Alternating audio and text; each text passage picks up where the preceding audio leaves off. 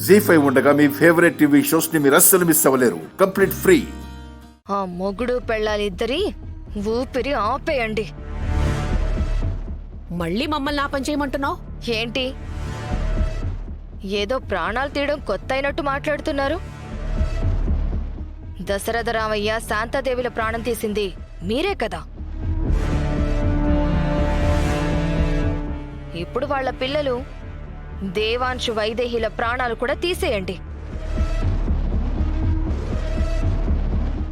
అసలు ఒక్క దేవాంశు ప్రాణాలు తీస్తే చాలు, వైదేహి కడుపులో బిడ్డ ఉండరు. కాబట్టి ఆ ఒక్క పని మీరు అక్కడే చేసేయండి. చేసేయడం పెద్ద పని కాదు, కానీ మేం ఎవ్వరికీ అనుమానం రాకుండా జాగ్రత్తగా చేయాలి. అది కుదరొచ్చు, కుదరకపోవచ్చు. కానీ నువ్వే షూట్ చేసావని అందరికీ తెలిసిపోయింది కదా. నువ్వు మళ్ళీ ప్రయత్నించినంత మాత్రాన పెద్ద నష్టమే ఉండదు. ప్రస్తుతానికి అందరి దృష్టి నా మీద ఉంది కాబట్టి నీ మీద అస్సలు అనుమానం ఉండదు వాలి. ఆ పని నువ్వు చేయడమే కరెక్ట్. ఎలాగో బ్రతికే అవకాశం లేదంటున్నావు. ఒకవేళ బ్రతికినా చావు అంచుల్లో ఉన్నవాణ్ణి చావులోకి నెట్టడం పెద్ద పనేం కాదు. ఆక్సిజన్ మాస్క్ తీసినా పోతాడు. సరే, నా ప్రయత్నం నేను చేస్తాను. నువ్వు అనుకుంటే చేస్తావు వాలి. చేశాక ఫోన్ చేయి.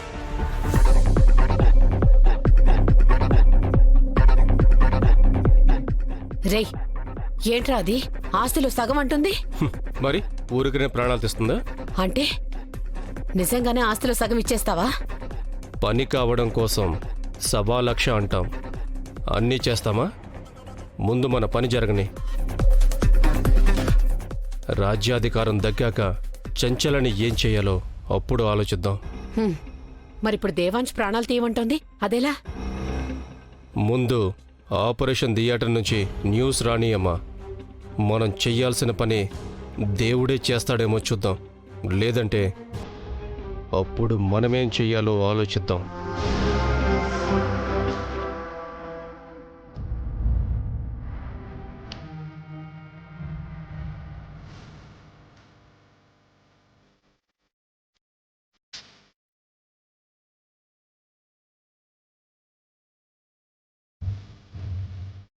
ఈ విషయం వాళ్ళకి ఎలా చెప్పాలి డాక్టర్? ఎలాగైనా చెప్పాల్సిందే కదా. మన ప్రయత్నం మనం చేశాం. ఫార్మాలిటీస్ అన్నీ పూర్తి చేశాం. వార్డుకి షిఫ్ట్ చేయండి. అలాగే డాక్టర్.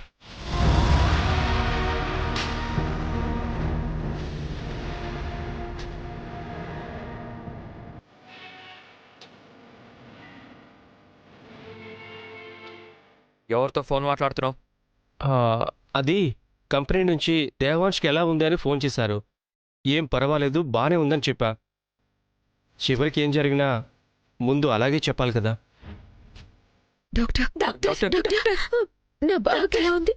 నా బావకి ఏం కాలేదు కదా? నా కొడుకు ఏం కాలేదు కదా? డాక్టర్ చెప్పండి డాక్టర్. దేవాంష్కి ఎలా ఉంది డాక్టర్? ప్లీజ్ చెప్పండి. చెప్పండి డాక్టర్. చెప్పండి డాక్టర్. చెప్పండి డాక్టర్. చెప్తాను. కొన్ని విషయాలు చెప్పడానికి కష్టంగా ఉన్నా చెప్పక తప్పదు కాబట్టి చెప్తున్నాను.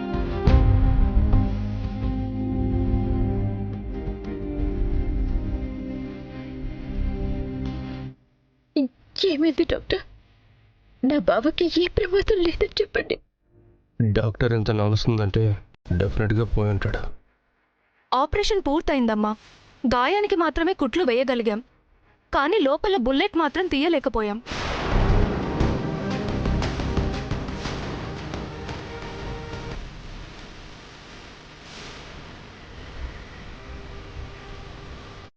ఏమంటున్నారు డాక్టర్? ఆ బుల్లెట్ తీయకుండా ఎలా ఉంటారు? బుల్లెట్ బాగా గుండె లోపలికి చొచ్చుకుపోయిందమ్మా. ఇప్పుడే అది తీయడానికి ప్రయత్నిస్తే ఇప్పుడే ఆయన ప్రాణాలు తీసిన వాళ్ళం అవుతాం.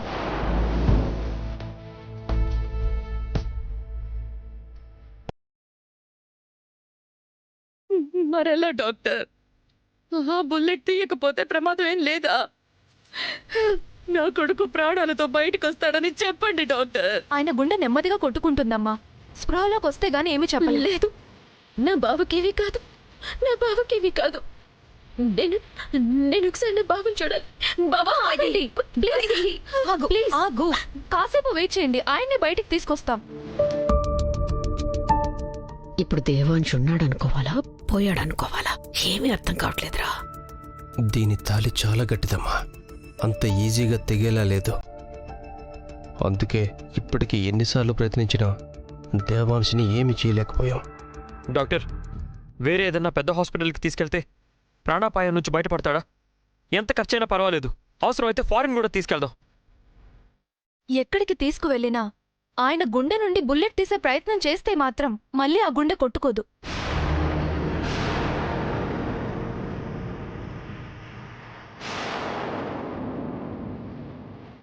ఇప్పుడు ఆ బుల్లెట్ ఉన్నా ఆయన ప్రాణాలతో ఉంటాడో లేదో అన్నది స్పృహలోకి వచ్చాక గాని చెప్పలేం.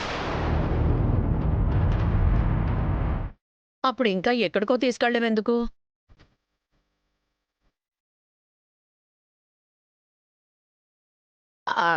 అదే అత్తయ్య, ఎక్కడికి తీసుకెళ్ళినా ఆపరేషన్ చేసినా బలవంతంగా చంపిన వాళ్ళమే అవుతాం కదా. అప్పుడు ఎక్కడికో తీసుకెళ్ళడం ఎందుకు? ఇక్కడే ఉంటే కనీసం ప్రాణాలతో ఉండే అవకాశమైనా ఉంటుంది. ఎప్పుడు చెడు కోరే నువ్వు కూడా నా కొడుకు క్షేమం కోసం ఆలోచిస్తున్నావా స్వాహ? కనీసం నీ నోటి చలవలనైనా వాడు ప్రాణాలతో ఉంటే చాలు. మన మీద అనుమానం రాకుండా ఉండడానికి ఏదో 4 మంచి మాటలు మాట్లాడితే అదేదో ఆయుష్ పోయడానికి ఆశీర్వాదంలా తీసుకుంటున్నారేంట్రా? తీసుకుంటే తీసుకున్నారులేమ్మా, నీ మాట ప్రభావం వల్ల బ్రతికిపోడు కదా. చిచి, మాట కంటే మనసులో ఏమనుకుంటున్నామో ముఖ్యం. అస్సలు జరగదు. మనసులో వాడు పోవాలి అనుకుంటున్నాం కదా, అదే జరుగుతుంది. జరగాలి, లేదంటే మళ్ళీ చంచల చెప్పినట్టు ఇక్కడ దేవాంశ్ ప్రాణాలు తీయడానికి ప్రయత్నించాలి. జీ5 యాప్ డౌన్లోడ్ చేసి అన్ని ఎపిసోడ్స్ పూర్తి ఉచితంగా చూడండి.